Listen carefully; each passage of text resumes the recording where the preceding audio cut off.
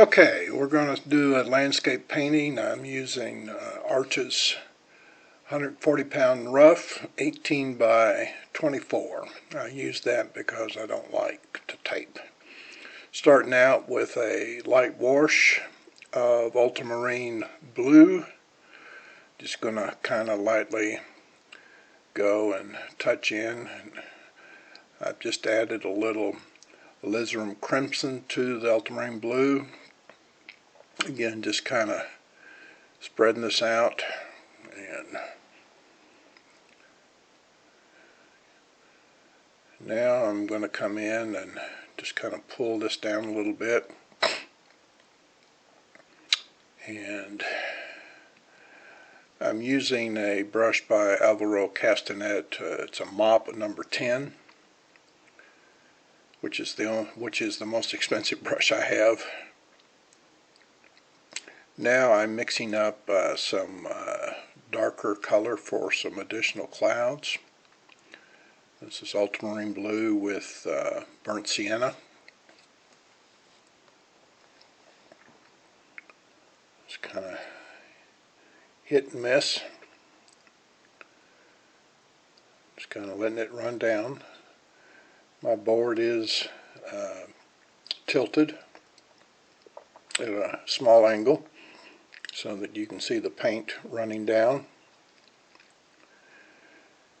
Now I'm kind of cleaning out my brush to kind of come in and get the outline of a mountain I'm going to put in the background. And I'm mixing up a mixture of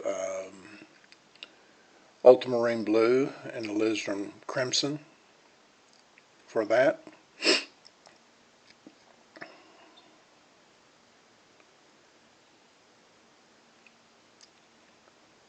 Just kind of touch the edges here. Just kind of bringing it down to the horizon.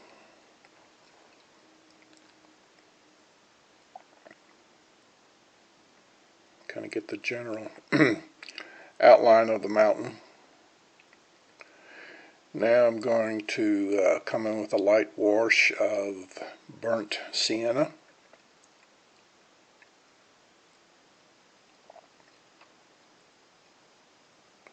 Just kind of dragging it across and leaving some white spaces in there. Don't need to cover everything. A little bit darker.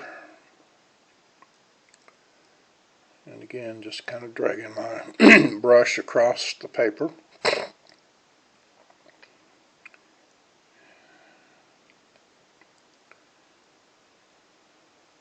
Get some light undertones.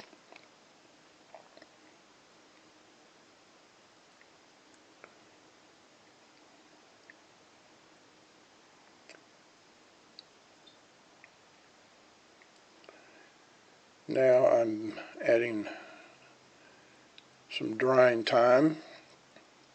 Kind of get this first layer dried off.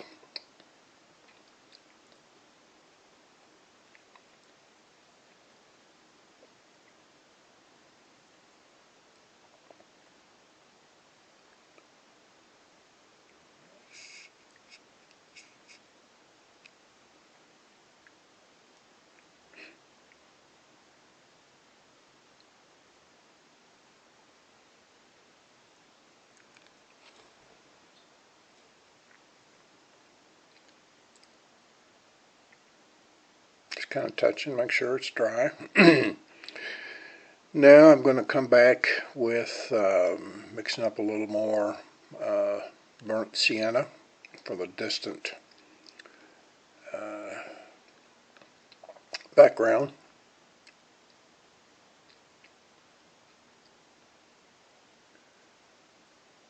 Whoops, I'm sorry.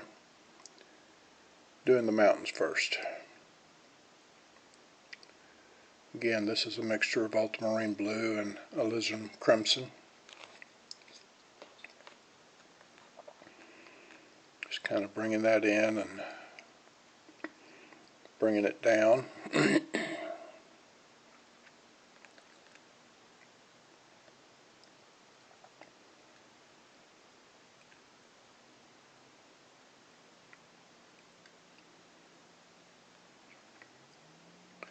It's in the distance, so I want it to be fairly light. And now I'm going to come in with a wash of burnt sienna. This first part is fairly light.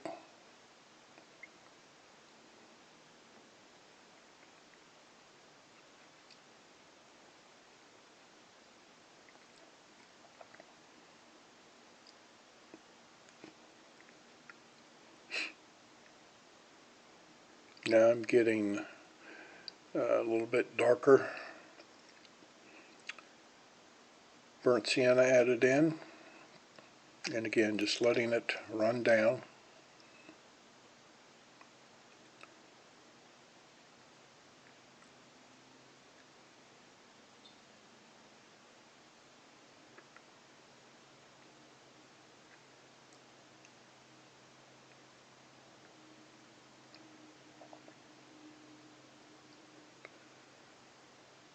Now I'm getting ready to bring in a little touch of green after I get this dried.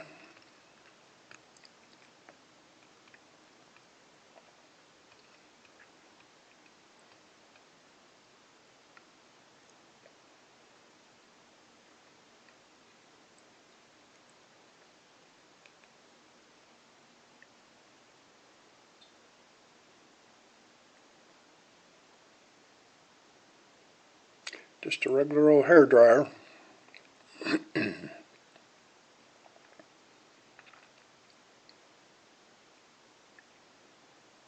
Okay, I think we're about there. Let's see.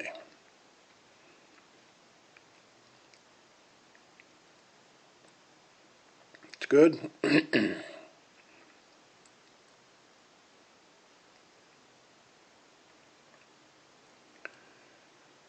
Now we're getting ready to, excuse me, I'm getting ready to add some distant trees.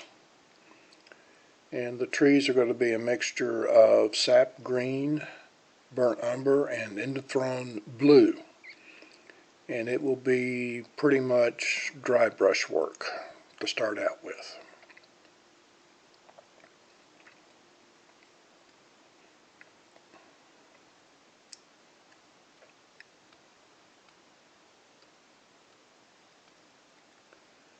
And the brush I'm using here is called a Black Swan. It was a brush I got from a guy in England named Jim Bowden. Don't think he makes these anymore. He just custom cuts them to where they have a fine point at the end, but they're also good for doing stuff like trees. And again, this is pretty thick paint that I'm scraping onto here. Just gonna kind of come out, because on the right I'll be adding a big tree, which will be closer to the foreground. Kind of cleaning out my brush now, and just kind of come back in and scraping across. Again, dry brush. And once I get that done, I basically rinse the brush out and just kind of pull it across the paint I've just put down.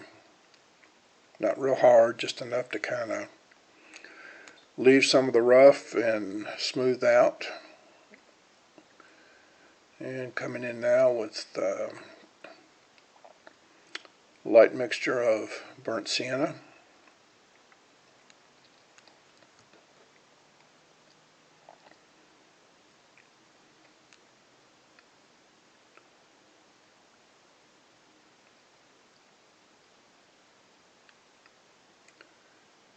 And we're getting ready to bring in a little bit darker color in the immediate foreground. And again, this is just a mixture of sap green and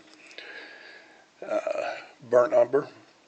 I'm just going to bring it all the way down to the bottom, across.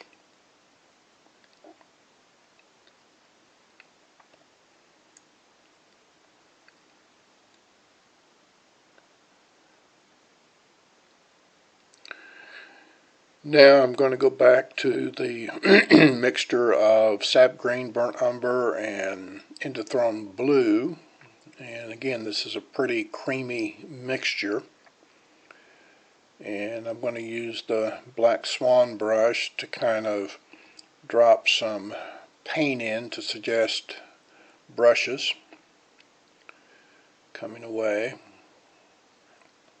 coming down the hill from these trees. Just kind of touching here and there and getting some darks in.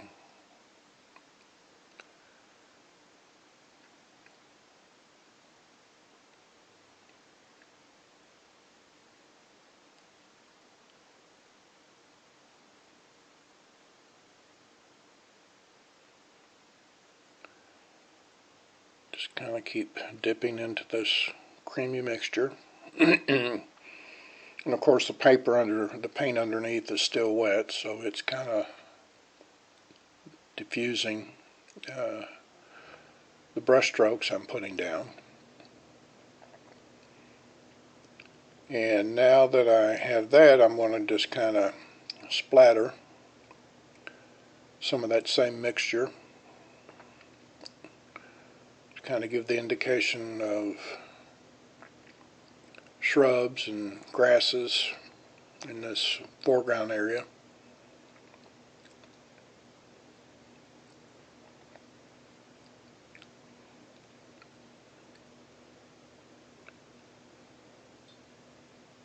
And now that I have that done, I'm going to dry this off.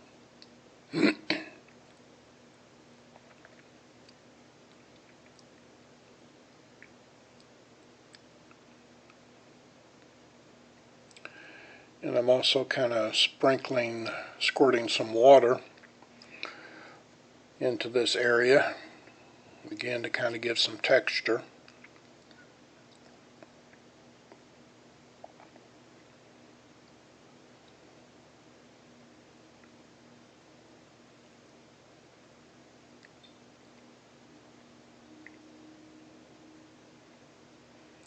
And I want to make sure this is dry before I start to put in the big tree that's going to go on the right side of the painting.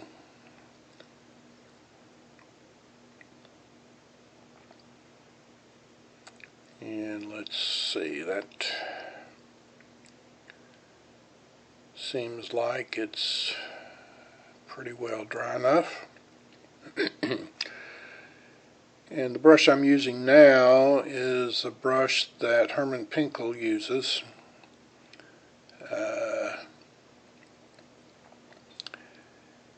And what I'm mixing up now again is sap green, burnt umber, Indanthrone blue.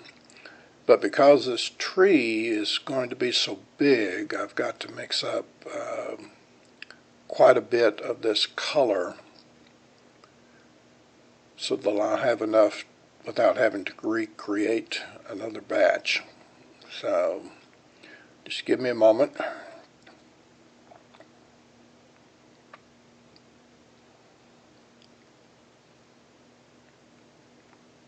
Okay, here we go, and I'm taking the brush and just using the side of the brush and pulling down.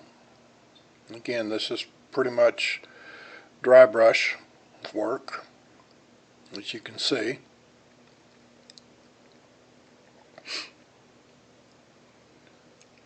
And I'm going to be bringing this down almost to the bottom of the paper.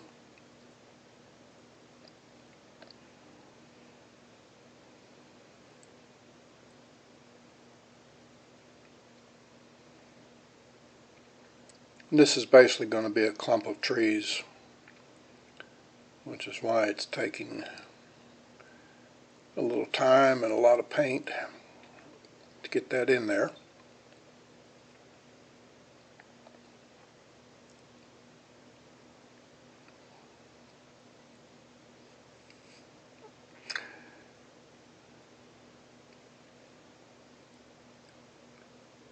Just making sure that, again, I've got enough paint to finish off this grove of trees that are here in the foreground.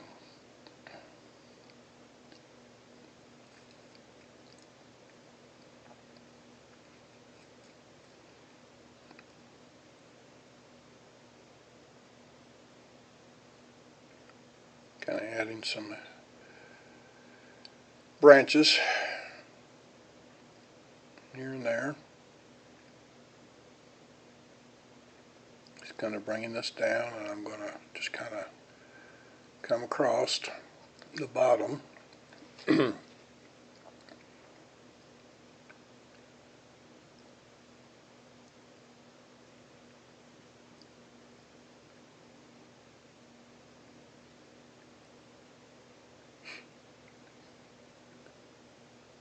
Like I said, this is a pretty big tree, so it's taking quite a bit of paint to get this thing, or to get this grove of trees in here.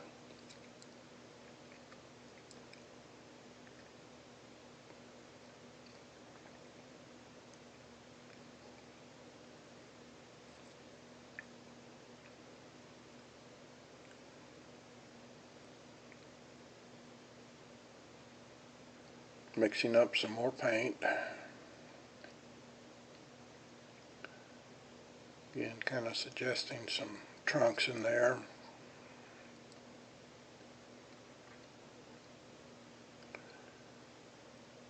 And branches.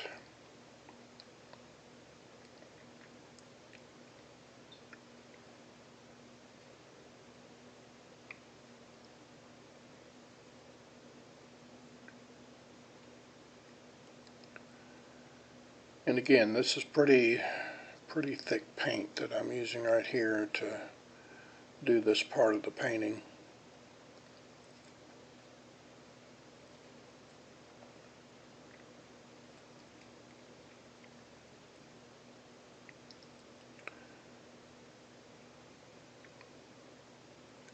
Just kind of dragging some paint in here. A little bit more burnt umber. Some water. Adding a little Indanthrone blue to get it darker.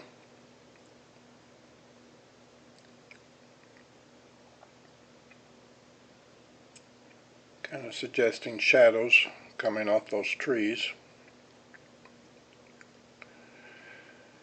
Now I'm kind of taking a wet brush and using a paper towel to lift up some of the tree branch or leaves.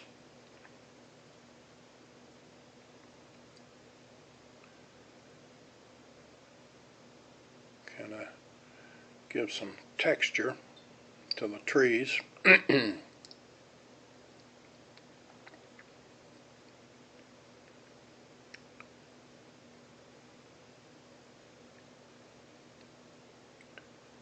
And again, using some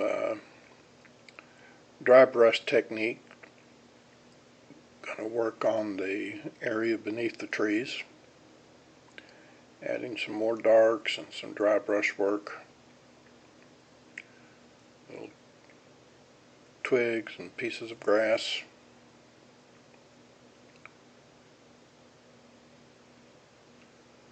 Going to put in some more limbs.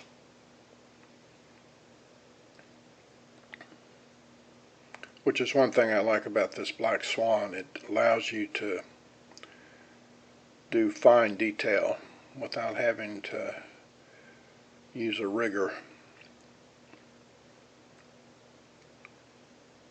Okay.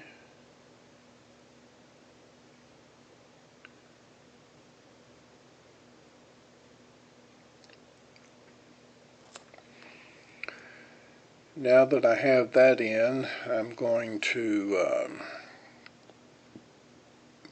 dry it off. because what I'm going to do next, once it gets dry, is spread some water onto this area, and again do some wipe out with a paper towel to kind of suggest again foliage and rocks at the base of these trees.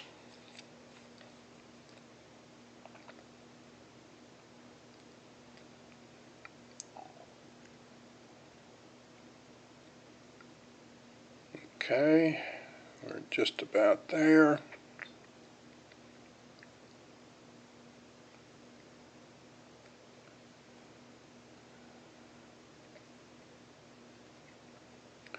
Again, want to make sure this is really dry so that when I spritz the water and wipe it off, it will lift.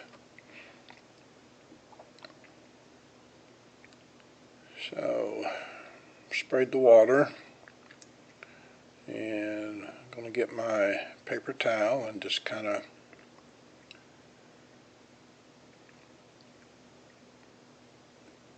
drag it to kind of pull out some of the highlights that I want here at the base.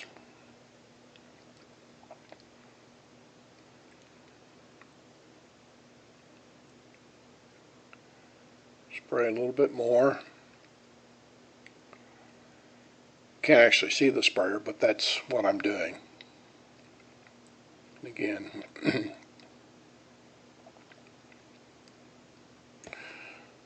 the tripod for my camera is attached to my easel, so that's why it's jerking as I rub out this water that I've spritzed onto the painting.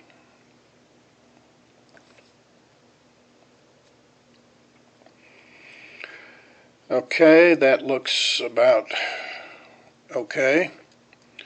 Now I'm getting ready to put in my signature 3 birds that I always put into a landscape painting, and it's going to be a mixture of Indanthrone blue and burnt umber, and I use a tiny brush that I don't know where I got it, but it works for putting birds in the sky.